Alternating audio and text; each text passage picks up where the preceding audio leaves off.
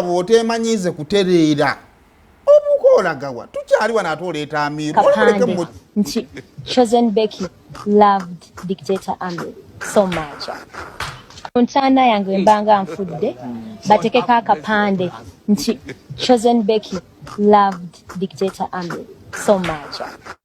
Tukyali kwekyekirambo ono Chosen Becky ow'ennyinda ennene bw'etyo omugeraageranya n'oli ya balance ennyinda ya balansinga n'omubiri. No, so kola Chosen Becky gwe bayengeejinze bwafana. Okimanyi ono Chosen Becky takyalina nnyindo. Ate ndowedde amatulira n'omwami we baminga ye yasingako ennene musasi mukazi wa Chosen Becky ya balansinze kati omubiri gwa balansinze n'ebitundu ng'oleeta oli wa so macha. Tumuleeta bikadde. Naye nga ye Dr. Amir ali mu mbeera ki musajja wattu. Muyi. Emukyala gujja kati. Nakomye okulaba nga nedda tuterayo obuntu akawungezaawo. Gwateekayo nga wayiteekayo wasabe essaala. Wateekayo nga we bamutaddeko oxygen, nitrogen, carbon dioxide, carbon mugere byonna obulamu bugenda.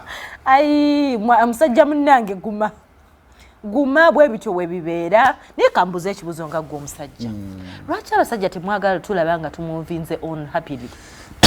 Kakati ekisooka ne tiimu ya Chosen Becky yakuba Amir ekyamazima baamukuba. Kubanga ebintu bya Amir byeyogera ebikadde nga bwe byabyogera bituukiridde. Amir yagamba wano tuberedde mu mboozi nze Amir yandaga ku text message y'omuwala ojjukira omuwala gwe baavaayo ne balaga nti nno Amir yamuzaalamu omwana naye tamulabirira oba ogijjukirako. Amir nandaga inbox y'omuwala nga azze nga mugamba nayo nze sikumanyi sigwe taata w'omwana wange.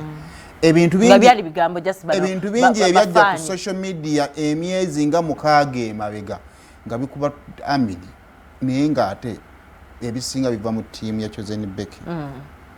Kati Amir nze njagala kukkiriza nti he moved on nene tagenda baleka bagende bwe batyo. Why? Kubanga nabo baamukuba. Anti baamukuba Russia yavaayo kwedefendinga. Anti nedda tuba terugenda kuggwa. Anti kati atoyinza vaayo ssaawa eno. Lwaki ovaayo? Era tagenda kuvaayo. Amir tannabako kyayogera. Talina yati kyeŋŋamba tagenda kubaleka ogambye tagenda kubaleka bagende batyo. Kati otuwa nsonga ki olwokuba omaze kula nti muvinze on and I'm happy oba olwokuba ng'olaba nti gwali onjogerako nti ndabika gwe njagala omaze okukakasa nti yeye n'abantu bakikakasiza nti laba relationships zino tukkirize tugaane esobola okugaana ekyo tukikiriza esobola okugaana kubanga era Chosen Becky no si relationship esoose okugaana agenda okuva e Masaka yalina omwana yalina omusajja kitegeeza relationship yagola ki era yali egaanyeeko siteeze ya Amir si esoose okukola ki okugaana. Kati mu mbeera eyo nga zisi esoose okugaana omala okukkiriza nti nno kirabika nze noono tekikyasoboka n'ofuna omulala n'osalawo okumuvinga on n'oli osobola omukola ki omuleka ate nga taata waamuki. Kati ono gwe waleka oba eyakuleka bw'atandika okuwulira nga abamukuba baleka bava wuwo naawe mu tayimu yo mwotandikidde okwenjoyinga ono ye mukadde ow'e Masaka ayinza ogisabotaginga kati saa zino Chosen Becky ali mu momenti ye naye Amir atandise ogisabotaginga yeteekako kanula atandise okufulumya ebifaananyi by'oli okubalaga nti ono yalina mukwano gwaffe yali Faizo kameramaani bwaffe ebyo byonna bireeta kati kulaga nti kubanga naye yakubwako ati kati bidde biggwa.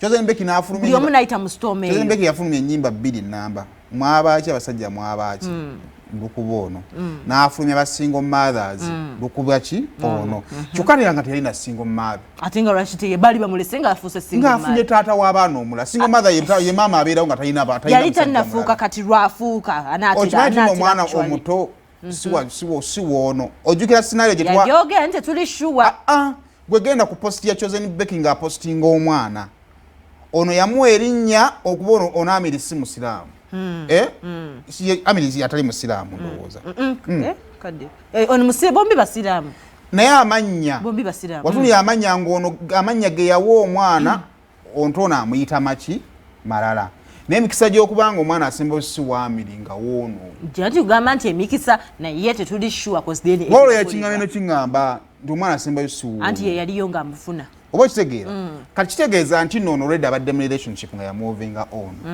kati bw'abanga ono yali amukubyeko kati n'ono tagenda baleka bamale gagenda bwe batyo kubanga there is a debate yasobola bakuba obudde buno nkubuulira omuntu nga basazeewo okweyagala katola omusajja ono ekintu kye yakoze tekikolebwa mutiitiizi ng'omanyi nti nkubuulira amazima kuba akimanyi agenda kwogerwako bagenda mu criticizing nga byonna bagenda bimuvuma first of all bagambye Dad Becky lwaki ayagala omuntu nti ali mu stage eringa house boy waba yali driver ye babadde babyogera kitegeera naye ate love teriiko ebyo bayireka mbabuulire love teriiko teriiko nti ono mulema teriiko mbu ono talina ssente teriiko mbu ono simanya house boy simanya ono ayagadde maid tebiriiko ebyo oba oyagadde muntu wo nga gweyagadde n'omufominga mu kigo kyoyagala kale kyosobola kuddaako n'okikuliriza kyekugambye nti omusajja ono ali bold nnyo okuvaayo akimanyi nti yali kochale w'omukazi wabba wa mukazi kati gwayina yababeerako bonna bw'avaayo openly n'alaga nti kati omukazi nze mulina si kyangu akimanyi bagenda kumuvuma bagenda kumwogera naye agumye n'omukazi we gwe yayagala era agenda kubeera naye kituufu Kadiru alina omukazi naye yamanyi oba ayina oba talina tamutulagangako atulaze Chosen amawulire baana bamulituwadde be bamanyi omuto si muto si mwana muto nti abadde tabeerangako mu relationship alina okuba nga alina relationships zaabaddemu before Becky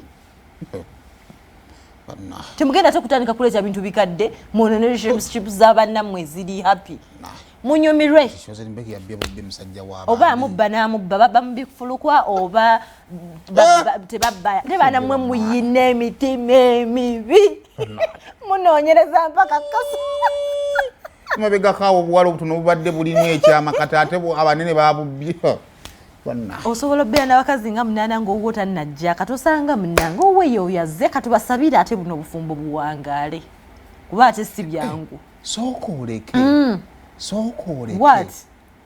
sooka oleke kiki olinako jjukidde kiki mba nina wendi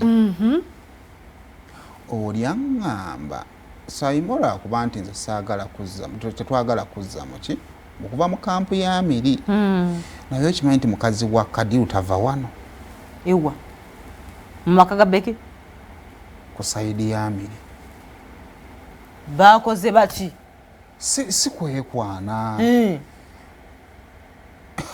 nawe tunnyonnyole bulungi kati wano wetulaga olabawo